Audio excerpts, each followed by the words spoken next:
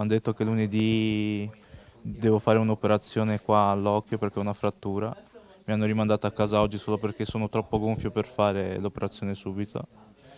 E mi hanno detto di riposarmi un sacco, che sono fatto di cristallo in questo momento e quindi di fare attenzione. Lunedì rientrerà in ospedale per capire se l'equipe del maxillofacciale di Mestre potrà rioperarla all'occhio sinistro dove ha subito la rottura dell'arcata sopraccigliare. Così Alessio Wang, l'imprenditore 31enne di Catene di Marghera, dopo essere stato barbaramente pestato a sangue con calci e pugni alla testa, al volto e al collo ed aver riportato fratture ed ematomi multipli facciali da 3 sconosciuti. Mai viste prima d'ora.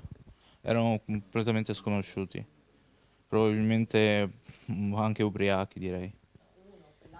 Senti, comunque che età possono aver avuto? Tardi 20-30 anni, fino a metà dei 30. Al massimo. Sì, massimo, sì.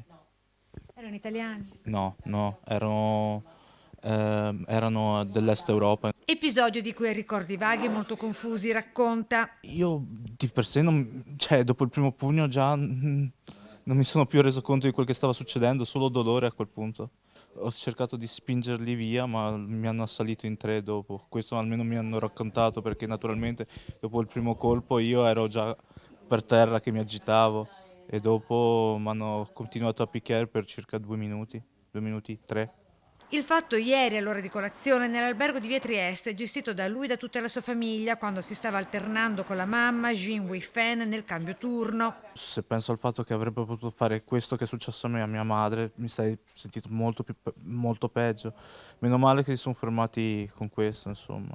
Cioè, non posso pensare a cosa potrebbe essere potuto succedere. A salvare lui e la madre dalla furia selvaggia dei 3 balordi, l'intervento degli ospiti della struttura, dice. Meno male che c'era gente in albergo, questa è stata la mia vera salvezza. La gente è uscita, ha iniziato a uscire dall'albergo, naturalmente, vista la folla, hanno deciso di scappare. Consegnato alle forze dell'ordine il numero di targa dell'auto dei 3 aggressori. Vedete lo stato in cui mi hanno ridotto? Secondo voi sono persone per bene queste? Io non lo so.